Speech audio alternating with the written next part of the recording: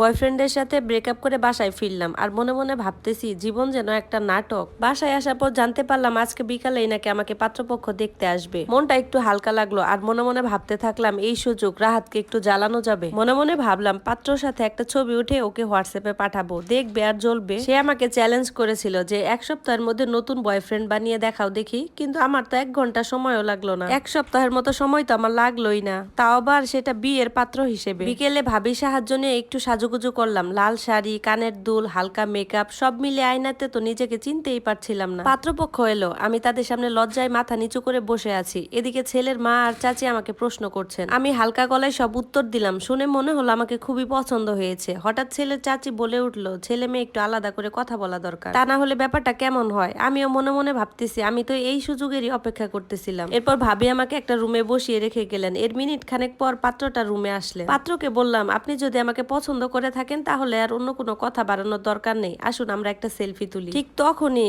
অচেনা কিন্তু পরিচিত এক কণ্ঠস্বর আমার কানে এলো। সেলফি তুলবেন? দুপুরবেলা এক্স এর সাথে ব্রেকআপ হয়েছে তাকে দেখাবেন বলে, বয়ফ্রেন্ডকে জেলাসি ফিল করাবেন বলে। এটা শুনে তো আমার হাত পা কাঁপতে শুরু করলো। সাথে সাথে আমার হাতের ফোনটা মাটিতে পড়ে গেল। বিকট একটা আওয়াজ হলো, চোখটা উপরের দিকে তুলে দেখি রাহাত। ওমা, এসব কি দেখতেছি আমি তো পুরা স্তব্ধ হয়ে গেলাম। সে ঠোঁটে হাসি রেখে বলল, তুমি কি ভাবছো আমার সাথে 2 বছর প্রেম করে তুমি অন্য কাউকে বিয়ে করবে? সেটা তো আমি বেঁচে থাকতে কোনোদিনও হতে দিব না। তোমার বিয়ে হবেই, তবে আমার সাথেই হবে, আজই হবে। আমি তো হতভম্ব। এরপর বললাম তুমি কি পাগল নাকি? আজ দুপুরেই তো আমাদের ব্রেকআপ হয়ে গেল। সে বলতেছে হ্যাঁ হয়েছে, সেটা তো গার্লফ্রেন্ড বয়ফ্রেন্ডের মধ্যে, আর এখন শুরু হবে হাজব্যান্ড ওয়াইফের সম্পর্ক। ঠিক তখনই ভাবি দরজায় টোকা দিলেন আর বললেন, তোমরা যদি বিয়ের আগে এত গল্প করো, বিয়ের পর আর কি গল্প করবা? আর কত কথা বলবা? আর বাকিগুলা বিয়ের পরেই না হয় বইলো, বড়রা তো অপেক্ষা করতেছে। রাতের বেলায় ঘরোয়া ভাবে আমাদের বিয়ে হয়ে গেল, কিন্তু রাহাত কেমন করে সব ম্যানেজ করছে আমি বলতে পারি। রাগ অভিমান সব গলে গেল। আমার তো এটা ভেবে হাসি পাচ্ছিল যে দুপুর বেলা আমি যার সাথে ব্রেকআপ করলাম আর রাতের বেলায় তার সাথে বিয়ে হলো,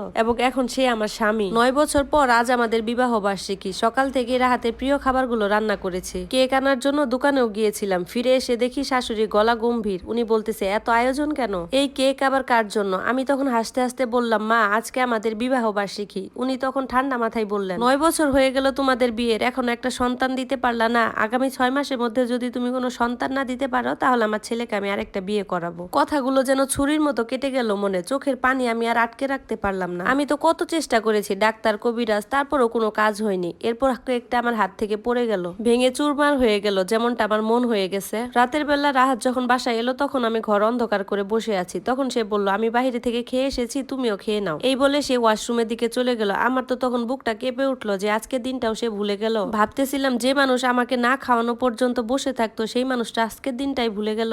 7 মাস পর রাহাত একদম বদলে গেছে। সারাদিন বাহিরে থাকে, ফোন নিয়ে ব্যস্ত থাকে, আমাকে একদমই সময় দেয় না। আমাদের মধ্যে কথাবার্তা কেবলমাত্র প্রয়োজনের মধ্যে সীমাবদ্ধ আছে। মনটা খুবই শূন্য হয়ে গেছে। সেদিন দেখলাম শাশুড়ি মা তাড়াহুড়া করে কোথায় যেন যাচ্ছে। পরে আমি জিজ্ঞাসা করলাম কই যাচ্ছেন? তখন উনি বললেন ফিরে এলে জানতে পারবে। মনটা কেমন যেন সন্ধ্যার দিকে ভারী হয়ে এলো। 8:30টার দিকে দরজায় বেল বাজলো। দরজা খুলতে আমার পৃথিবী কেমন যেন থেমে গেল। রাহাত দাঁড়িয়ে আছে, তার পাশে একটা তরুণী, লাল শাড়ি পরা, মাথায় ঘুমটা, নতুন বউ। তখন শাশুড়ি বলল, রুমে যেতে দিবা না? আমি একটু সাইড হয়ে দাঁড়ালাম। এরপর রাহাত আমাকে বলল, রুমে এসো, তোমার সাথে কথা আছে। তিশা ভয় পেও না, ওর মেয়েটার নাম আলিশা, ওকে আমি বিয়ে করেছি। তুমি ভয় পেও না, তোমার জায়গা অন্য কেউ কোনোদিন নিতে পারবে না। ওকে বিয়ে করেছি একটা বাচ্চার জন্য, মার জোরাজুরিতে। আমি সব চুপচাপ শুনলাম, চোখ বেয়ে পানি ঝরছে, কিন্তু মুখে কোনো শব্দ নেই। শুধু বললাম, নতুন বউ তোমার জন্য অপেক্ষা করছে, তুমি সেখানে যাও। তার চোখে অপরাধ বোধের ছাপ। কিন্তু আজ তো আমি ভেঙে যাব না, কারণ আমি বুঝতে পেরেছি আমি ওর ভালো